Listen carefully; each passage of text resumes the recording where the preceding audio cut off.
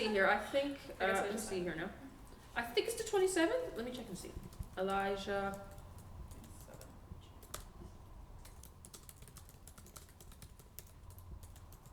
Typically, when you look critically at art galleries today and in the past, there's criticism of the white cube, which is a male-dominated space. You know, if you think about a gallery, you know, what color is coming into your head? You see the room and it's white and prestigious and the work grand on the wall, and that's fine. But those spaces have been a bit limiting historically. So here, although our walls are white, it's a more open space. We're not looking at, oh, what kind of schooling does this artist have? Or it's just much more, like there's a different kindness to a space like this. Eastern Edge was founded by a group of artists years ago. And so you have artists that built a space like this, right? Artists who run a space like this. So it's just members of the community that do art, and they got together and like, let's make a space for people. And that same kind of energy and vibe has continued to carry over to today.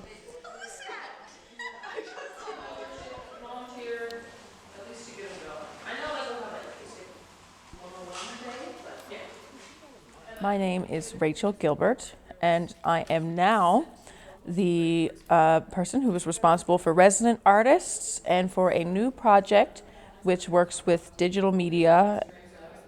I'm interested in accessibility and inclusion and being involved with the community. My name is Ashley Hemmings, and I'm the executive director of Eastern Edge, very newly. This space has primarily always been led by women and queer people. So our mandate has always worked to back up those values. So highlighting feminist art practices, queer art practices, racialized artists, that's always been the core of what we want to do as an organization. There are 2 exhibition spaces within the gallery, the main gallery and the Rogue. And the Rogue is specifically for emerging or experimental local projects. So that serves as a space where emerging artists who maybe haven't exhibited work before can try something new, can experiment, can have an exhibition for the first time.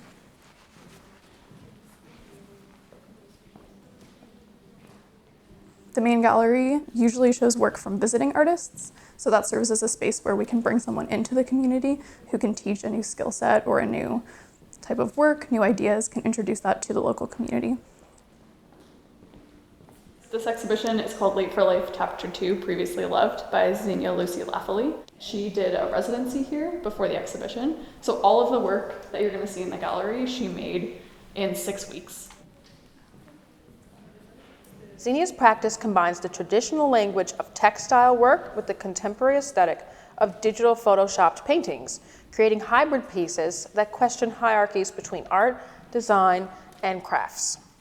She creates a lively, sentimental reappropriation of issues related to domestic space, intimacy, queer love, and self-fiction. Our gallery, it's not a commercial gallery, so we don't sell art. We have no hand in the sale of art. So it's really a space where artists can think about doing larger installations, doing experimental work, video work, sound work, work that doesn't have to be able to be packaged and sold or shipped easily. So there's a lot of flexibility for thinking about collaboration, inventive ways of installing something.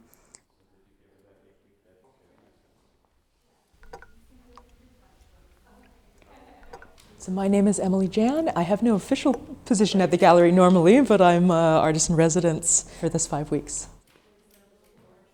I have done an exhibition here with them before, so it's my second time at Eastern Edge.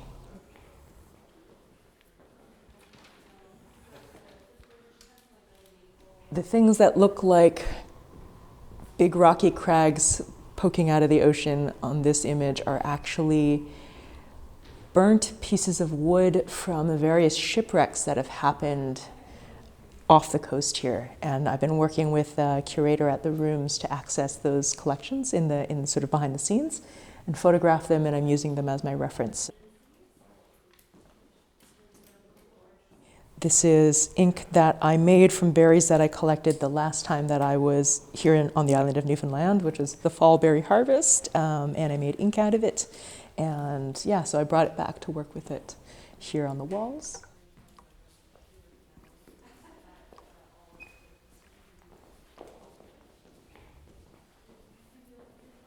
They've given me a tremendous amount of freedom, I think, and time to be able to workshop through ideas and tests and just, you know, sometimes when you're working towards production for a specific exhibition all the time, it can be hard to take like artistic risks in that moment, because you're like, there's a date, I have to deliver, they expect a certain thing from me.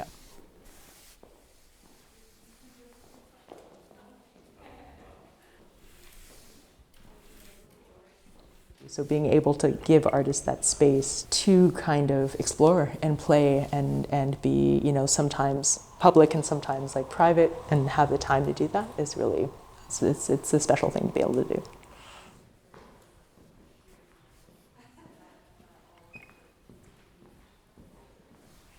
I feel like Eastern Edge does a really, really good job of being not just an arts hub, but really like a community anchor. I feel like because Eastern Edge is the oldest and the best established, I think, artist-run institution of any sort on the island, that they really do an amazing job of making all of those connections, I think. And they have their own festivals, of course, like Holdfast and everything that they are responsible for themselves, but they also really partner with a lot of other stuff happening in the community, and I just feel like it just creates this web of just, you know, energy, basically.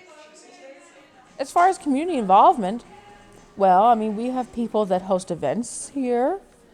We have other community organizations like Lanya Vanya.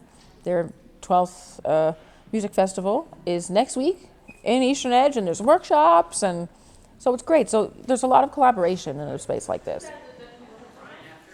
We think a lot about how we can get racialized people and people who don't normally come here into our space. So we do a lot of events and community partnerships with other local organizations, with the idea being that you know, someone might come to the gallery for an event who might not feel comfortable coming to the gallery just as an art gallery.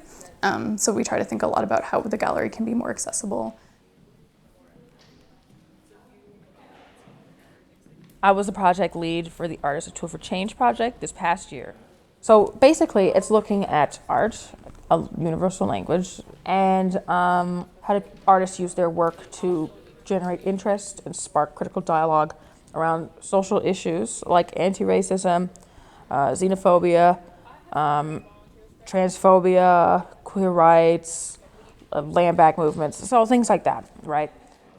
A space like this is, and a project like that, is about providing opportunities for other artists to share their work, be paid appropriately, and have their voice heard, you know?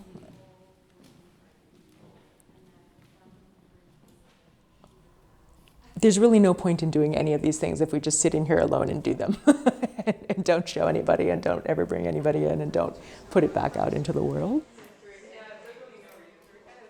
The purpose of the gallery to me is a space for people, a safe space for people to learn and explore new ideas through visual language. And of course, it's not all visual. You have like audio art, you know, text, and it's a space for people to connect through art and learn new things and meet new people who have similar interests. And you know, yeah, it's important. People are like, oh, it's just art, and some of that contemporary art is silly, and it's like, well, is it? You know, I mean, sure, it is sometimes, but what's wrong with being silly? Especially in an adult world, and you turn on the news and stuff sometimes, and so it's also an escape in a way as well.